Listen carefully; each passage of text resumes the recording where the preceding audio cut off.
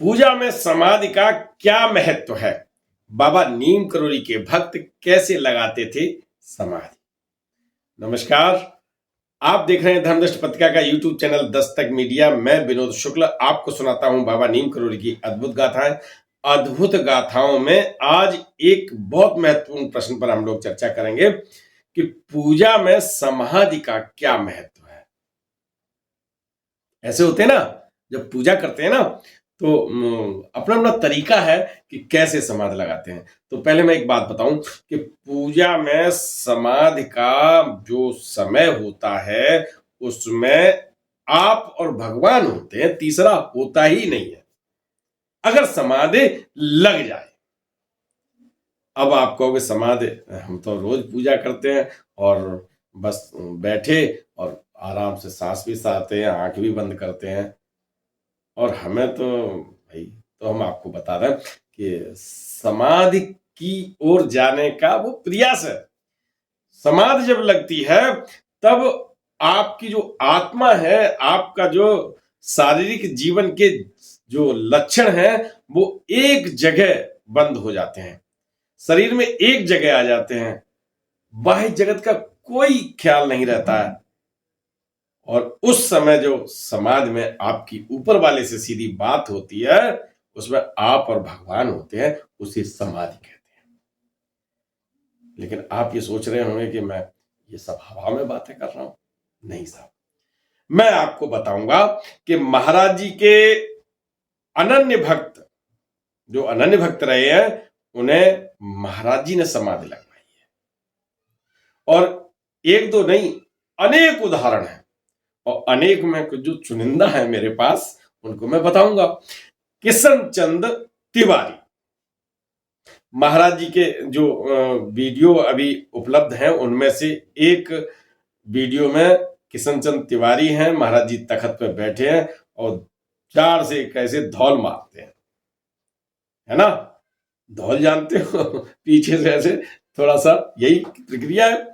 तो महाराज जी जब जो धौल मारते हैं यानी अपने हाथ का स्पर्श देते हैं, और किशन चंद तिवारी, फोटो तो आपने देखे है ना, यही है किशन चंद तिवारी।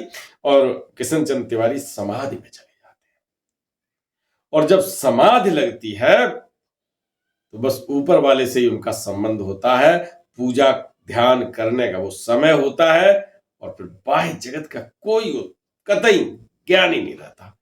आप उन्हें हिलाइए तो वैसे ही है, कैसे? जैसे प्राण पखेरु है ही नहीं। नंदा जो है, नंदा वल्लभ जोशी, उनको महाराज जी ने कई बार समाधि लगवाई।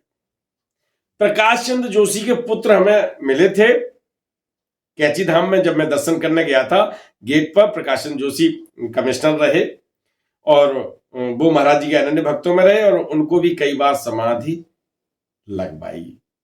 उनके पुत्र ने बताया था कि मैं एक दिन बैठा था, मुझसे तो हनुमान चालीसा वहां पासस्वर पाठ करवाया करते थे, मैं बैठा था और महाराज जी ने कहा देखो वो आ रहा, मैं उसे दर्शन नहीं दूंगा, है ना? और वो तखत से उठे और एक नल के पाइप में इतना मोटा सा था लगा, उसमें घुस गए।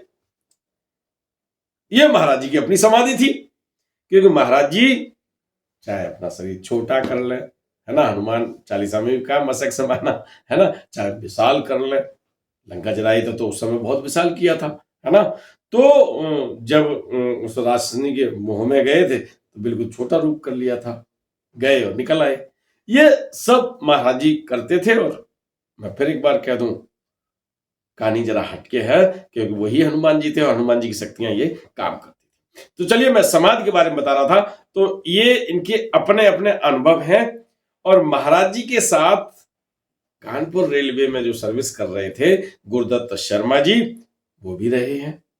उनका भी मैंने बताया था कि वो 4 साल तक अपनी ड्यूटी पे ही नहीं गए, और वो महाराज जी की सेवा में लगे रहे। 4 साल का सीधा उन्हें वेतन मिला था वहां, और वहां उनकी जगह कोई ड्यूटी करता रहा, है ना। ये भी कथा मैंने आपको बताई थी। वही गुरुदत्त शर्मा समाधि कैंची धाम में लगी, चर्च लेन में लगी। चलिए, मैं चर्च लेन की कहानी में आपको सुना देता हूं। गुरुदत्त शर्मा को महाराज जी ने समाधि लगवा दी। समाधि जब लगती है तो गुरुदत्त शर्मा का बस शरीर पर कोई नियंत्रण नहीं है, बैठे हैं और बैठे बैठे नहीं। उसी समय एक डॉक्टर आता है। महाराज जी कहते हैं कि देख देख भाई इसको क्या हुआ, और वो नब्ज पकड़ता है, हार्ट बीट देखता है, और जो जो कुछ भी है कहता साहब इनमें अब हमें लगता है कुछ नहीं है। भड़बड़ा जाता है डॉक्टर। भाई महाराज जी का कोई भक्त है, वो उठवाते हैं गुरुदत्त को, दूसरे कमरे में भेज देते हैं, भैया चलो ये तो अगर जो जाने वाले ने हटाओ ऐसे। और जब वो चिकित्सक हार मान जाता है तब महाराज जी और वो गुरुदत्त गुरुदत्त बन जाते हैं, है कि नहीं है? यानी समाधि टूट जाती है। गुरुदत्त शर्मा के बड़े उदाहरण पढ़ने में मिलते हैं। एक बार वो मेजर जो रिखी मेजर महाराज जी के अन्य भक्त हैं, दिल्ली में रह रहे हैं, वहां वो बैठे हुए हैं, महाराज जी विराजमान है और भक्त भी है, और महाराज जी ने गुरुदत्त को समाधि लगा दी। अब है क्या कि अध्यात्म की दुनिया इतनी है कि वहां कुछ लोग विश्वास नहीं करते, और जब विश्वास नहीं करते हैं तो अब उनकी तो दशा ऐसी होगी, हम लोगों को दिखाई पड़ रहे हैं कि गुरुदत्त शर्मा समाधि में है, यानी अब उनके बाह्य शरीर है और बाह्य दुनिया से कोई नाता नहीं रहा है, और वो बस शरीर यहाँ पर है और बिल्कुल समाधि में है, तब में लीन हो गए हैं, जितना समय मिलेगा उसमें। अब एक व्यक्ति ने क्या किया कि ये उसमें समाधि में है या नहीं, ब्लेड से उन्होंने उनका पैर काट दिया, थोड़ा सा पैर में कट लगा दिया।